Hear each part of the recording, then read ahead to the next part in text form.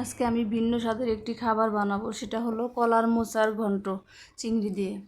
আসলে আমার সবচাইতে পছন্দের একটা খাবার হলো কলার মোচা ঘন্ট চিংড়ি দিয়ে। আমি এখানে একটা মোচা নিয়েছি। মোচাগুলো কিভাবে পরিষ্কার করতে হয় সেটা আমি এখানে দেখাচ্ছি। প্রথমে আমি খোসা ফেলে দিচ্ছি, তারপরে মোচার একটা ফুল ধরে দেখেন কিভাবে পরিষ্কার করতেছি। এখানে লম্বা যে সুতার মতো একটা অংশ থাকে, ওটা অনেক শক্ত থাকে, ওটা আমি ফেলে দিচ্ছি। দেখেন কিভাবে ফেলে দিচ্ছি আমি স্টেপ বাই স্টেপ দেখিয়ে দিচ্ছি কিভাবে কলার মোচা পরিষ্কার করতে হয় সেটাই। আসলে কলার মোচার ঘন্ট চিংড়ি দিয়ে আমার কাছে এত বেশি ভালো লাগে যে বলার মতো না। আমি কলকাতায় গিয়েও কয়েকবার খেয়েছি, হোটেলে গেলে খালে বলে কলার মোচার ঘন্ট আছে, মানে আমার পছন্দের একটা খাবার। এরপর আমি ওটা পরিষ্কার করে কেটে নিয়েছি, ঠিক এভাবে কেটে নিতে হবে। এরপর আমি সিদ্ধ করে নেব, আধা ঘন্টার মতো সিদ্ধ করব। এরপর নিচ্ছি আমি চিংড়ি মাছগুলো আমি হলুদ লবণ দিয়ে মেখে রেখেছি। এখন আমি চুলাতে কড়াই বসিয়ে দিচ্ছি। কড়াই একটু গরম হলে এর মধ্যে তেল দিয়ে দিচ্ছি। তারপর এক এক চিংড়িগুলো ভেজে নেব। চিংড়িগুলো কোনোভাবেই 2 মিনিটের বেশি ভাজা যাবে না। বেশি ভাজলে চিংড়ি মাছটা শক্ত হয়ে যাবে, খেতে ভালো লাগবে না। আমার এক পাশটা 1 মিনিটের মতো ভাজা হয়ে গেলে আমি উল্টিয়ে অপর পাশে সেম প্রসেসে 1 মিনিট ভেজে নিচ্ছি। চিংড়ি মাছগুলো আমার ভাজা হয়ে গেছে, এখন এগুলো নামিয়ে নেব। এখন আমি ওই কড়াইতেই ফোড়ন দিয়েছি তেজপাতা, শুকনা মরিচ, জিরা।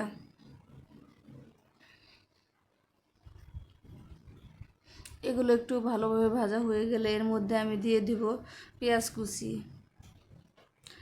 কুচিটা ভালোভাবে ভেজে নিতে হবে।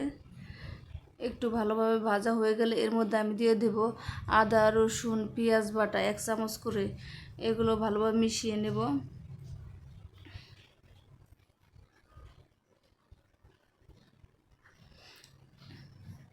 এরপর এর মধ্যে দিয়ে দেব পরিমাণ মতো লবণ, হলুদ, মরিচ ও ধনিয়ার গুঁড়ো।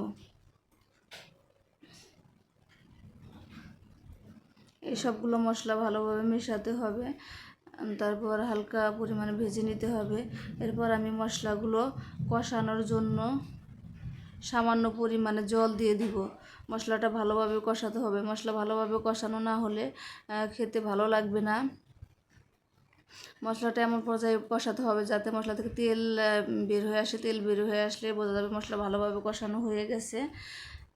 এরপর আমি দিয়ে দিচ্ছি সেই কলার মোচা। এটা আমি মিনিমাম আধা ঘন্টা সিদ্ধ করেছিলাম, তারপর ঝোড়া দিয়ে রেখেছিলাম। এরপর দিয়ে দিচ্ছি কাঁচামরিচ। এগুলো একটু ভালোভাবে নেড়ে চেড়ে নেব। তারপর আমি মিনিমাম 20 মিনিটের মতো ঢাকনা দিয়ে রাখবো। এর মাঝে মাঝে আমি চেক করে দেখিয়ে নেব যাতে নিচে না লেগে যায়। 20 মিনিট পর ফিরে আসলাম। আমার কলার মোচা অলরেডি হয়ে গেছে।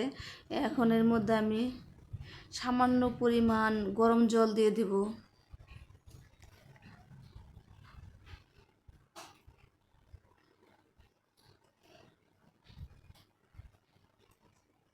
তারপর এটা একটু বলক আসলে এর মধ্যে আমি সেই ভেজে রাখা চিংড়ি মাছগুলো দিয়ে দেব।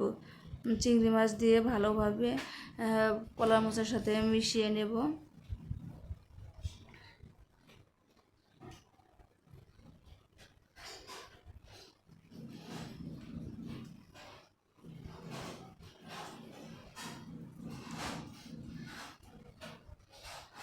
আমি আবারও 10 মিনিটের মতো ঢাকনা দিয়ে রাখবো। এ পর্যায়ে চুলাটা মিডিয়াম আঁচে রাখতে হবে। 10 মিনিট পর ফিরে আসলাম। এই তো আমার মোচার ঘন্ট অলরেডি হয়ে গেছে। এখন আমি একটু নেড়ে চেড়ে নিচ্ছি। তারপর এর মধ্যে দিয়ে দেব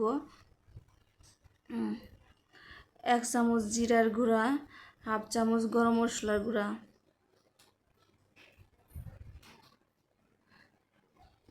জিরা গরম মশলাটা ভালোভাবে মিশিয়ে নেব।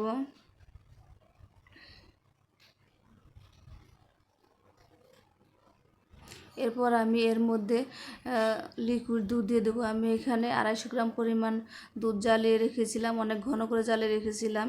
সেটা ঠান্ডা করে এর মধ্যে একটু চালের গুঁড়া মিশিয়ে তারপর সেই কলার মোচার মধ্যে দিয়ে দিচ্ছি। আসলে কলার মোচার ঘন্টের যে একটা কনসিস্টেন্সি থাকে, এই দুধ, লিকুইড দুধ, চালের গুঁড়া দেওয়াতে সেই কনসিস্টেন্সিটা চলে আসে। আর এভাবে তৈরি হয়ে গেল আমার কলার মোচার ঘন্ট। আপনারাও আমার এই রেসিপি ফলো করে বাসায় ট্রাই করবেন। রেসিপিটি ভালো লাগলে আপনি আপনার ফ্রেন্ড সার্কেল সবাইকে শেয়ার করবেন, আর একটা সাবস্ক্রাইব করতে ভুলবেন না। ধন্যবাদ সবাইকে।